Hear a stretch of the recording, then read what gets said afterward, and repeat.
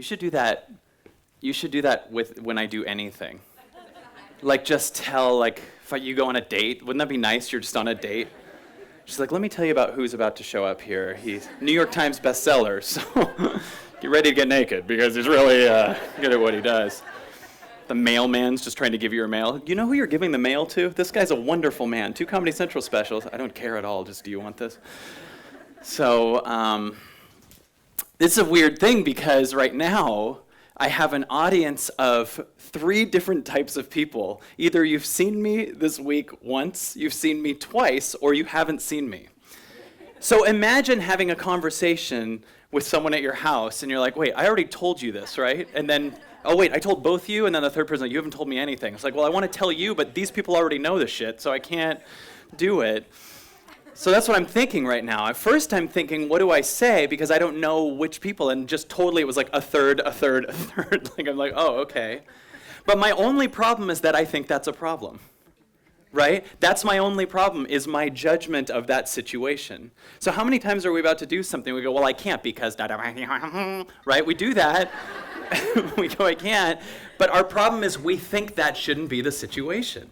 That's immediately where we're screwed, is our judgment of the situation. So you're never powerless with any situation. It's just up to you to decide it's totally cool that that's happening. So it's up to me to right now, like I was saying yesterday, and if you weren't here yesterday, sorry, I'm now repeating. And if you were here, sorry again, that I'm totally okay with that situation, that I love that situation, that that's cool because it makes me ask this question: what would I have to become to make this okay and totally normal? What would you need to become for it to be totally normal for you to be amazing? For it to be normal for you to have an incredible relationship? What would you need to become? Michael Beckwith, my dear friend Michael Beckwith, refers it to what's trying to emerge out of me. Oh, what if every time you had a problem, instead of asking why me, which gives you the answer, because you suck, because you always pick the wrong person, because you can't stop eating, if you asked instead, and then the motivational person goes, how can I? That's their question. How do I make it happen? I'm going to make it happen. Okay, cool. How is a question that still brings ego in, because you're saying, when I get that thing, I'll be happy. How do I get that thing, right? How separates you. How is I'm going to do it myself. How is competitive a lot of times. How is a very good question, but it only should be showing up after you've entered a why and live in a why, and your why is in your heart. So my job is to instead get okay with everything and get into my heart. And I'm always in my heart. That's another thing. That's a total paradox, because I say I got to get into my heart, but I'm in my heart. But we never know that we're in our heart. It's very rare that we actually understand it. So my job right now is to be okay with everything. What would happen if you started out okay with everything? The world's falling apart. Awesome. Try it.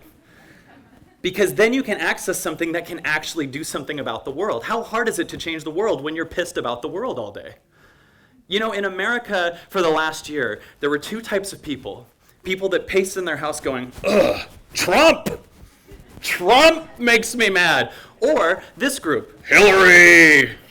Hillary! And there were 3 people like, Bernie. They were mad about Bernie. I don't like him.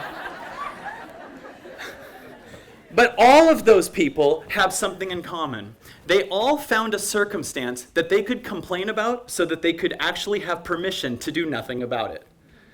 If I say that the problem is outside of me, I immediately have permission to not do anything about it. I know someone who said, my company fell apart because of Obama. And I thought, do you think Obama is more responsible for your company than him, or than you? Isn't that crazy? That's how we think. I would love to, but this happened. How many things do you have it with? I would love to, but this. Little things. Yeah, I would love to, but the circumstance is this way. I would love to, but I'm too fat. I'm too old. I'm too young. I would love to, but no one's done it before. I would love to, but everyone's done it. How funny is that? You have 2 reasons that you can't that totally negate each other. I would love to do it, but no one's done it before. Oh, so you have something original. Everyone in this room has so much stuff that's original. You just disqualify it. Because when you go, I want to give my gift out there, how do I do it? When you say how, your mind immediately looks at what's been done. So you overlook infinite possibilities and you look to see what's been done so far. And then what you try to do is you try to bring something that's already been brought into the world back into the world. How do I market my company? Well, let's see, what did Microsoft do? Okay, well, they did that a while ago, and the world has evolved since then. So if you do a tactic that someone else did, already we've moved past it, and it's not original, so you're doing nothing original. So every time you ask how, be careful, because your mind is looking for what's been done so far, and it's overlooking the infinite possibilities that just want to come through you. So you have a million things that you are qualified to talk about. They're the things that you think no one wants to hear about that. No one cares about that. They're the things, why would anyone care about that? But there's like if you've had a relationship for 30 years, you could write a book right now or have a podcast on how to have an amazing relationship. If you've gotten out of bad relationships over and over and over again and been single, you could write a book on bouncing back. Everything that you're good at, you know. And you could write about it. It's that thing that's so easy that your mind would go, oh, you can do that? That's my favorite question when someone goes, wait, you can do that? It's that thing? That's obvious. You can do that? The second you say you can do that, you're saying you have something totally original and totally effortless, and it'll be the easiest thing to do. A huge thing people think is, it's got to be hard. That is why it doesn't work. You ever have this? You have a day where you just relaxed all day and you almost feel guilty that you don't feel like you strained all day, so you believe that you didn't get anything done? That's how the mind works. You think you got something done if you feel like crap at the end of the day. But what if actually sitting and connecting with yourself for 8 hours a day was so much more effective at changing the world, maybe even bringing in a much bigger income for you, creating a space of possibility, and it was totally effortless? What if the fact that it's hard actually means you spent all day against the flow of the universe? That's why it's hard. Because you have this calling that's telling you, do this thing. And then you go, I'm overlooking this because there's a way that I was taught to do it. And I'm going to ignore this calling that is so freaking perfect. And it's never, ever, ever been wrong. So I'm going to overlook this and do what I was taught to do by people that don't know what my inner gifts are, and I'm going to do it in a way that's much more been done. Like if you're a musician, you think, how do I write a hit? Immediately you're going to look at songs that have been written. 92 million songs have been written, but an infinite amount haven't. Do you think Stevie Wonder is going, how do I write a song? Or do you think he just turns into an antenna? Look at him. He's like, as around the sun, the earth, now she's revolving. Do you think Michael Jackson was sitting there trying to get something? Or do you think he was channeling something? He wasn't sitting there like, how are we going to get all these seats filled? Well, I'll write a song I'll write Billie Jean. Billie Jean. This is all planned, like in his, that's channeling, right? That's all channeling. He's picking that up. He's not, how do I write a hit song? I want to write a hit. And whenever you ask how, you're finding out from someone how to do just what they did. That's why I'm very hesitant with things like marketing seminars. Sorry to get totally shit-talking. But if someone tells you how they got their giant house, then they tell you, here's how you do it. And then they tell you how to manipulate an audience. Realize that anything anyone's telling you how to do something to someone else, they're doing it to you. So if they teach you, here's how you trick people into buying your stuff, they're doing it to you. That's how they got you in the seat. And that drives me crazy because the only thing any teacher should be teaching you is showing you how to find you. Because I promise you, on my life, you are so much more infinite than any how could ever teach you. You just have to learn how to follow it. And if you went to a seminar that was like that, let's say it was taught by Michael Jackson, how do I write a hit? And he just told you how to do what he did before. That'd be so weird if he was just like, oh, you want to write a hit? Write Billie Jean. That's what I did. So write Billie Jean, because it worked for me. It worked for you, because that's your thing. We can't all walk around with one white glove and diamonds walking backwards and forwards at the same time. We have our own thing like that. that is so unique and so incredible and so yours. Now imagine if you had your doubts, but you had Michael Jackson's desires. Like you had this thing where you were like, think of how much your mind says no to, that is so much less weird or unique than wearing one diamond glove and wearing a diamond coat and walking backwards and forwards at the same time. You have that, but you have a thing that go, that's crazy, no one would like that. Have you ever seen the Blue Man Group? The Blue Man Group is just 3 blue guys that don't, it's amazing, but I guarantee you if any of us came up with it, we'd be like, no one ever would care about that.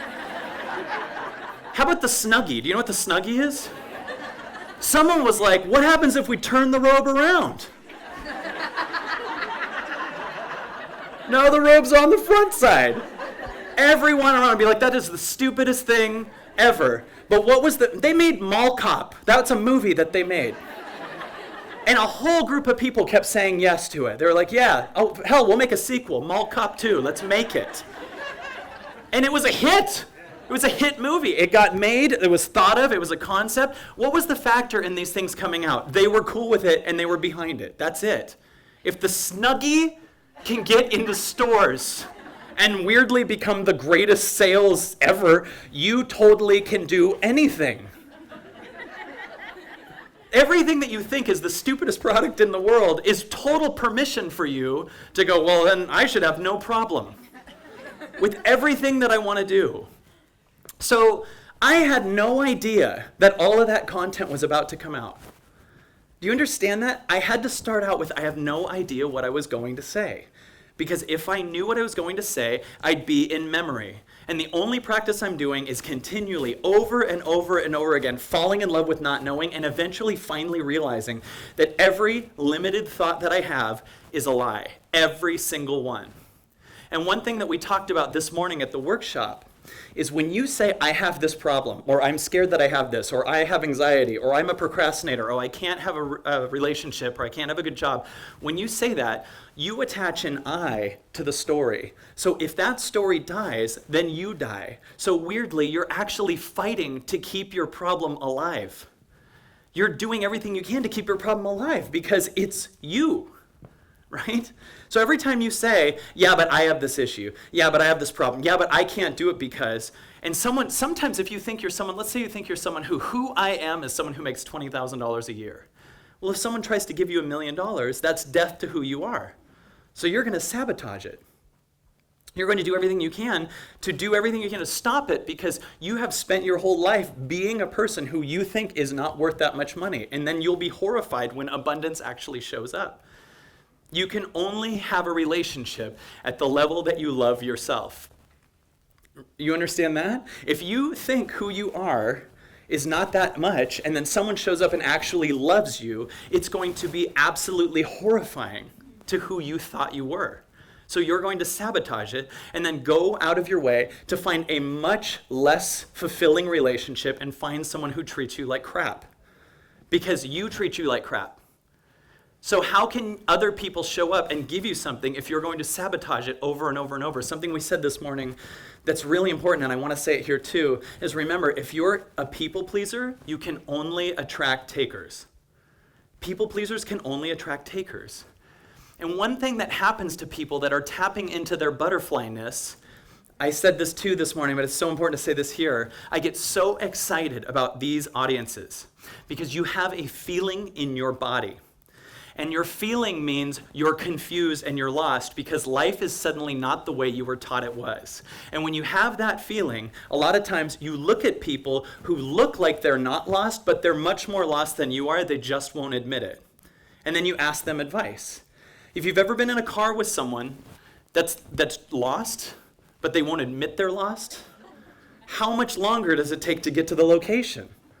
You'll be in this car with this guy, or usually it's a guy. We're not lost, right? We're not lost. And he's screaming, we're not lost. And you're not getting anywhere because he's saying, we're fine, we're fine, we're fine. When do you finally get there? The second he goes, okay, we're lost. And you tap into that part of you that goes, we're lost, give me new information. So our job right now is to go, I'm lost here. because there's something showing up in me here. Do you notice the more we talk, the more we connect, are you feeling your body a little bit more right now?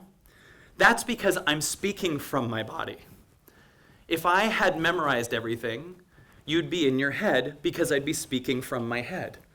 If I was like, here's the quantum mechanics, and take it there, and it turns out that you'd be here, and you'd never actually embody this. So what we're doing is we're digging to a much deeper level in your body right now. And I dare you to never go less shallow than where you are right now. I dare you to stay here and go deeper from here on out for the rest of your life. And I know that maybe half the room will do it, maybe even less than that. But I get excited about the idea. And by the way, that's a choice. Whoever does it, it's a choice. It's a total choice. People go, I don't know if I can do it. Well, you just gave yourself permission to not. That, of course you can. It's will I. So will I commit to actually tapping into this place in my body? Because this place, the thing that's beating your heart, is permanent. And we are spending our life chasing the temporary. I got to get that person. I got to get money. I got to get this thing. Stop chasing the temporary and tap into the permanent. When you tap into the permanent, the temporary will start to take care of itself. That you're not running from a temporary place and moving as a temporary person, trying to get that one person who is a temporary person. If you're moving from that place, you got to go into your body. So as I speak to you, I'm moving into my body deeper and deeper because I'm showing up and staying in the room. And if you start writing your book or doing a podcast or doing anything creative or starting a yoga class, you got to go past a few minutes. You got to keep going and stay in the room and stay in the room. And at first it will be hell because you're going in a different direction than your mind understands. Your mind has been taught to think of the thing you want and then achieve the thing. I'm daring you to not do that anymore. Don't think of the thing you want and then achieve it, because then you don't grow. You already saw that thing was going to happen and then you got it. You didn't change. Your bank account might have changed, but if you don't change, you're going to lose the money in the bank account. You might have changed and got a relationship, but if you don't change, that relationship will have to fall apart because you didn't change your foundation. So all I'm here to do is keep growing my foundation. Because the more you do that, the more you don't even understand problems exist. This is the least funny talk I've ever done. So I'm scared tonight. They have me doing stand-up, and I'm like, I'm this now. I don't do stand-up, but I'll be like, at the end of each transformational point. I'll be like, you're infinite God.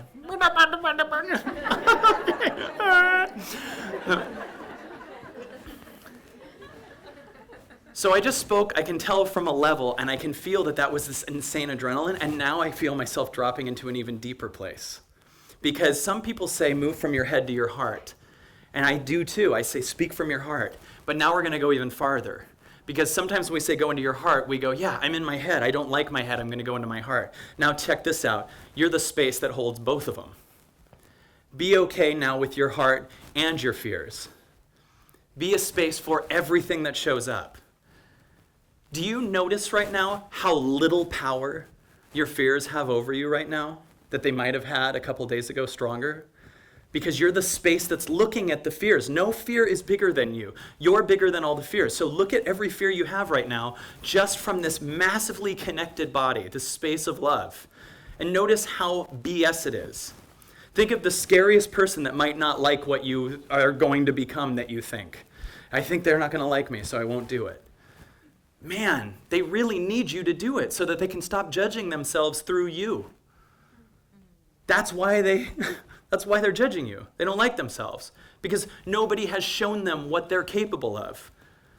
You're here. If you're upset because your dad doesn't understand this or your mom doesn't understand this, you're here to love all of those elements of them because they don't love themselves because they came from a different time. Do you realize that the training that we got from our parents and their parents comes down from the Great Depression for some people?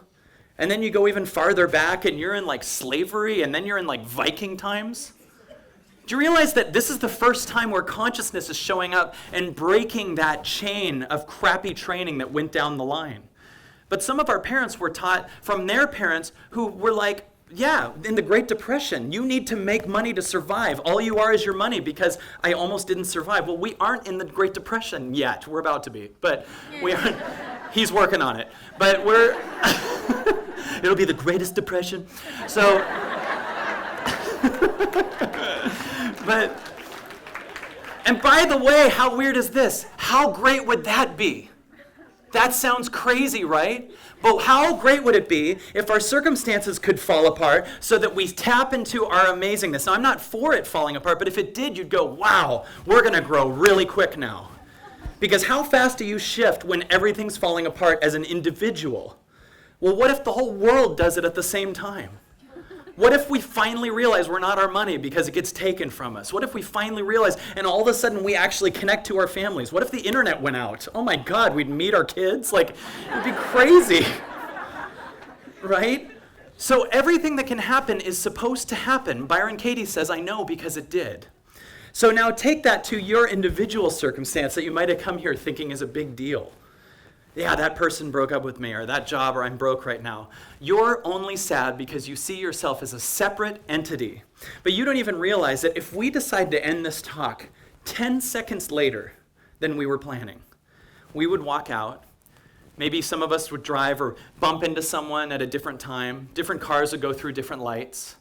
Some people might go through lights that were red but would have been green. They might go into the store at a different time and bump into the love of their life that they would have missed had we not left 10 seconds earlier. Different children would be born literally based on every single decision we're making. And when we say that that situation is bad, that's because we don't understand the entire thing. And the more you meditate, you start to look at the whole world, how the world sees it. And you start to understand my problem is just that I think that I'm separate and have a problem. And I don't even understand that that problem might have been the space that caused me to get in that traffic light and get here and this thing and cause this, and different people exist. Different things exist. So bad or good is just your judgment of it based on you thinking that you're a separate person. But both bad and good exist in you. And then when you look at all of it, there is no bad or good. It just is. I don't believe in let's all think positive. Your light is not shining based on how positively you think. It's really based on how much of your darkness you fall in love with. How much of your darkness can you love right now? I am so nervous right now, and I love that. I have a problem with my dad. Me too, and I love that. Yeah, but they said this about me. Awesome. What's trying to emerge out of me that I've never been before where this isn't even a problem? I'm the space of all of this. Can you feel right now how connected we are just from this happening? Are you feeling that? Are you feeling so little separation? Because if you feel little separation from yourself, you'll feel little separation from other people. Then we won't see each other based on a label or a gender or an ethnicity. We get that we're heart connected. Because all of those things, those labels, are temporary. But there's a thing that's beating your heart through all of this that's been there since the beginning. And it hasn't asked for anything in return, and our job is to connect to all of that. And every day, I choose to do that every day, and it's like taking my soul to the gym. Every morning, as I said, I wake up 2 hours of just sitting, falling in love with everything that comes up. Eventually, this is what I noticed. Sorry if you were at the workshop this morning, I'm repeating one other thing. When I meditate for 1 hour, I sit, and the first half hour feels like a breakup. Because my ego totally wants to get out of this, right? The first 10 minutes of everything sucks because it's death to everything you were before. Because when you woke up in the morning, the first thing you did was went on Facebook. You wake up fine, you're totally connected, and then you're almost uncomfortable that you're not uncomfortable. So you get on Instagram, Facebook, or you watch some good morning show where you watch hosts be the phoniest people on the planet, like, wow, now is this a regular cake batter? Just fake, just denial. This is the every newscaster. Okay, as they're telling you horrifying news. Do you know how not scared of flying we would be if they told us about the 30,000 flights a day that made it? Every single time a plane lands, they should interrupt whatever crappy show you're watching and interview every person as they get off the plane. They'd be like, we have another plane that made it. This is Bob, and he's like, I had a nice time. This is Doris. I met her. You'd be like, I want to try flying. You wouldn't have anxiety and need the Prozac that they sell you after they show you that. Coming up, a family that wasn't murdered. Even murderers would be like, oh, well, if no one else is doing it, why would I? I should start a company and fix the economy. But they don't. They scare the crap out of you for 58 of the 60 minutes. Just murder, torture, guns, Prozac commercial. More murder, more guns. And then they show you this, at the end, they act like they were a friend the entire time because they tell you the story of a cat that got stuck in a well. Every single news story ends with a cat that got stuck in a well. I think the news is putting cats in wells. So they can scare the crap out of you for 58 minutes and then be like, talk about 9 lives. And then they go to the scene and there's some woman stroking a greasy cat. We thought he was a goner, but it turns out he wasn't. And then they come back and they're like, and the cat's name was Lucky. Sure was, Bill. And then they're stacking papers, but I don't know why, because they have a teleprompter in front of them too. It's like they have a side job with Kinko's at the same time.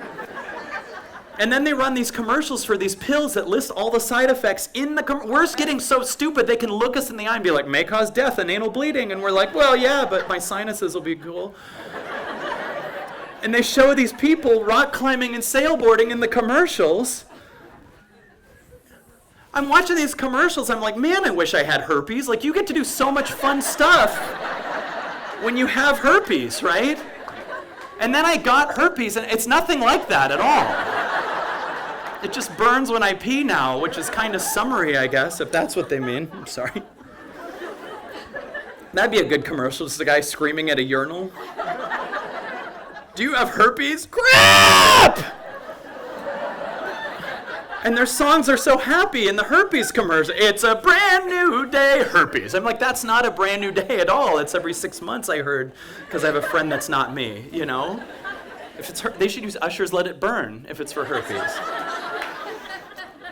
But the world puts you in a false state of lack right off the bat. And when you wake up, the first thing we do is go on Instagram or Facebook, and immediately we feel lack when we were fine originally. You wake up, and you go on Facebook, and the first thing you start thinking is like, why is my brother friends with my ex, right? Like, why are they hanging out? And then you feel like crap. And then when you feel like crap, you go buy something.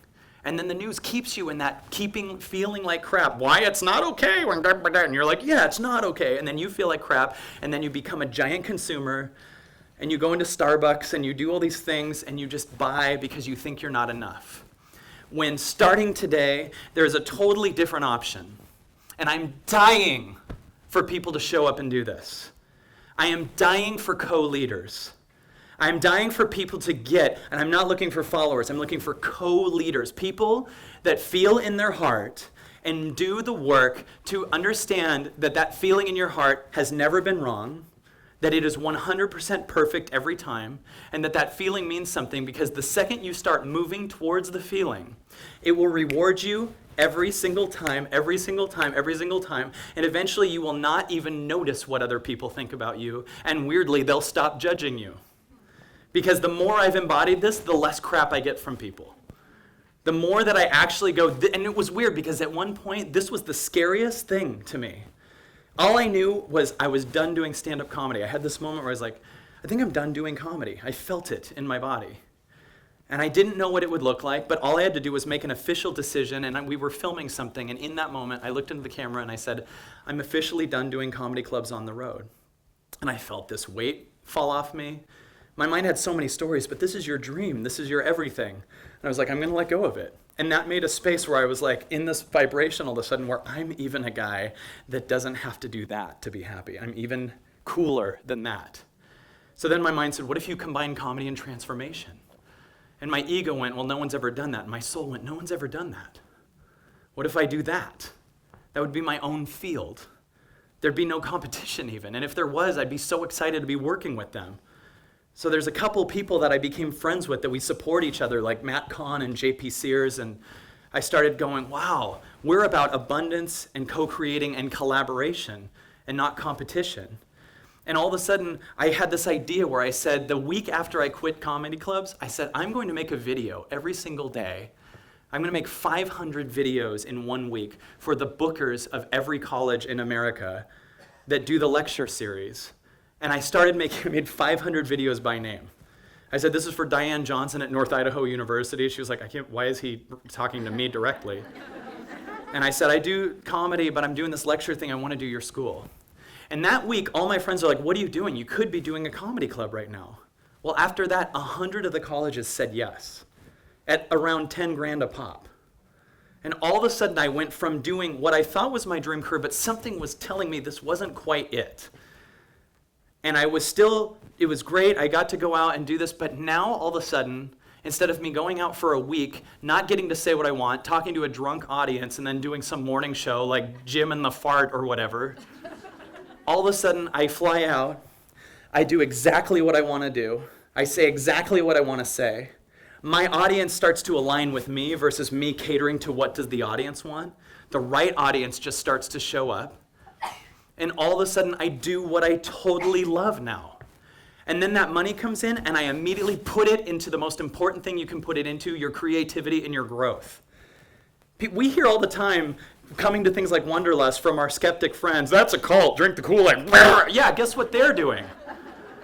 They're putting it into their addictions and things that cause them to go to the hospital and the dentist way more often. Your money is worth what you spend it on. $1,000 to one person could be a ton of Cokes and Pepsis, and then you have diabetes, and then that costs even more money than that. Then you feel like crap, then you got to get blood pressure medication and all these different things. Or you put your time and your money and your energy into something like this, where you leave knowing 10 times as many things. Where all of a sudden you leave being impacted. All of a sudden you get that you're a different person. People don't understand that this pays for itself millions of times over for you to invest in yourself, in your creativity. Put it in you getting a video camera you want and making a video every day. Putting it into you getting a podcast recorder or hiring a tech guy. Putting that money into you, and stop handing it to Starbucks and these different things, and put it into you. We have got to put our money into consciousness, because a huge problem we have is people that become spiritual start to hate money.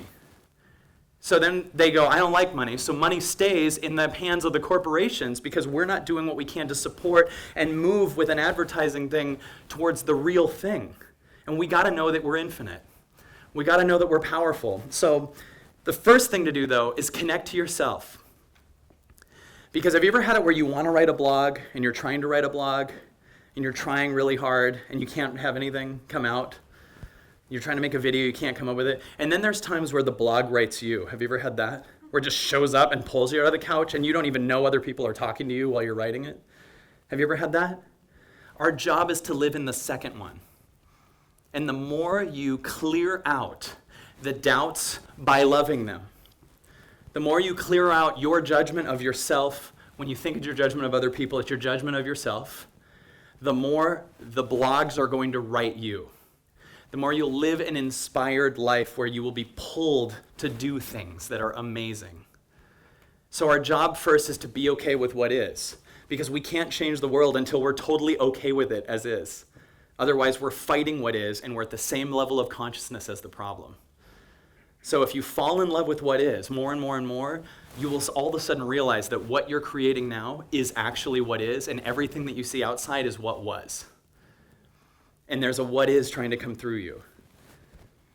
And you got to do it for your kids and for the world and for you, so that this life isn't just a bunch of addictions distracting you from actually living. I always don't have an ending. I like corn. It wasn't good. That was a terrible ending. It was one of the worst endings I've ever had. Have you ever had it when you're so tired that your alarm goes off, it just becomes part of your dream? Have you ever done that? Like this morning, I dreamt I was in bed with my fiance. Sorry, ladies. So I dreamt we're in bed, and she goes, Kyle, you know what I want to do? And I said, what's that? And she goes, bop, bop, bop, bop. So I gave her 5, and she stopped making a sound for 9 minutes, which was the punchline to that joke. Okay, having a lot of fun. So that's awesome. I'll take some questions. I'm Kyle Cease, everybody. I love you guys. I hope you feel good.